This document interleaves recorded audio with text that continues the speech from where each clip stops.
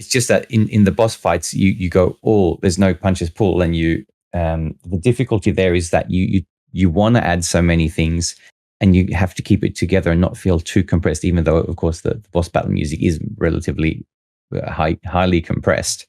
With a biome theme, you have usually more time to play with things and tell a story. So I feel it's slightly more subtle when working on biomes and more high octane when it's the bosses. But it can take a few times to get like the right feel. And with the Mistlands boss music, it's that boss battle evolved a couple of times. I think it's the third try. That was the one where the boss was sort of more finalized and the music fit in.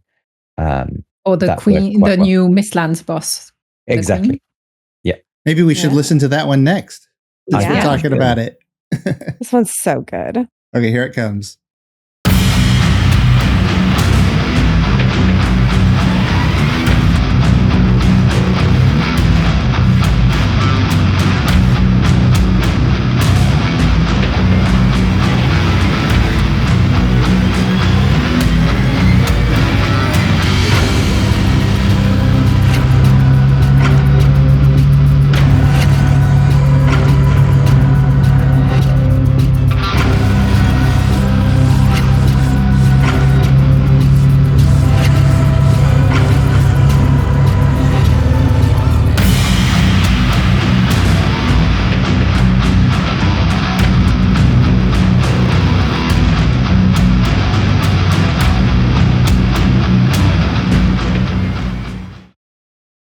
It makes me want to headbang and make my beard fly all over the place.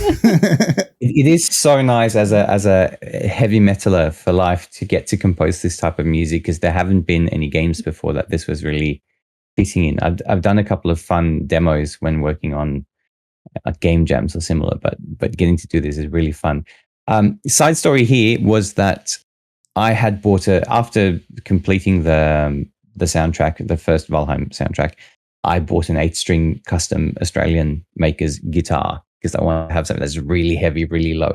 And when the boss wasn't finalized, I wrote a couple of ideas for that. But then I had to go to Sweden for this concert with the Helsingborg Symphony Orchestra, and I didn't have an 8-string guitar. I couldn't use this one here.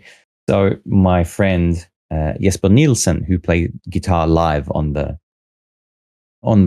the Symphony Orchestra, he had actually bought a 7-string guitar so he could play the boss themes music live on stage. So that's the guitar I got to borrow from him to record this in his flat.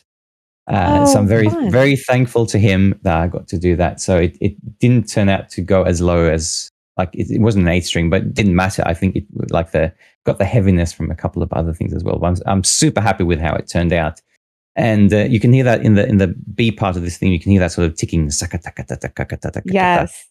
You can tell that I'm a fan of Christopher Nolan and his movies, because that idea, like the ticking of time. Of course, there's many patches that have those types of sounds, so that's not a new thing.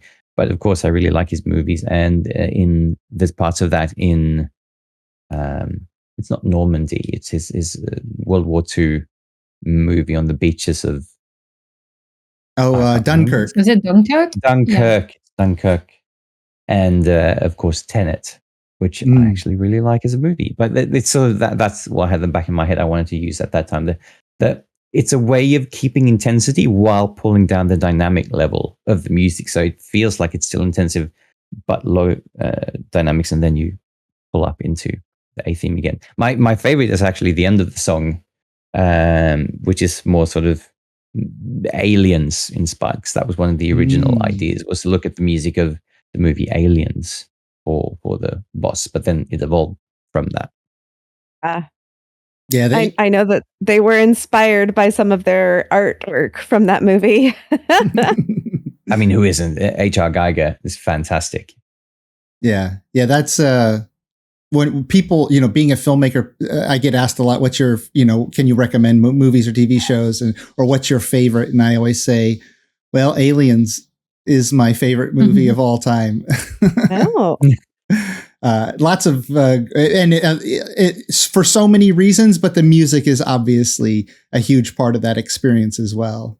So I appreciate it. So what's really interesting about that Mistlands Queen? Of course, they have all their production value and the artwork and everything, and the level design of the dungeon that the Queen is in, and all this.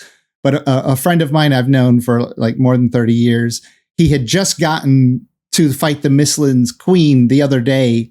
And he said he was so excited, like I've not seen him before talking about Valheim. And he says that fight and that music, like he specifically, like the fight and that music, like that whole experience is just so intense. Like I just absolutely loved it. Like he was falling back in love with the game again. And I was like, yep, the music, the environment, but the music will really energize you for that. Yeah. I'm so happy with that. And it's the first boss that's in an encased or encapsulated space before, which the other bosses have not been. So that I think also made it more of a mayhem. Yeah. But it was nice. Yeah. It was fun. I usually start I have a couple of patches of like cinematic percussion stuff that I use as a base plate. So I usually put that in to sort of find what's the energy level of the boss going to be like, and then I build off of that. Or make a heavy, like a guitar riff, and then put the percussion on it. But guitar and percussion are basically the main thing. And when you have them, you have 80% of the song. Then it feels right. And if you need a new gaming PC or laptop, check out Zydax Computers. I own one and I absolutely love it. And they offer a lifetime desktop parts and labor warranty. Can't get better than that. Just use my link, JirocTheViking.com/Zydax.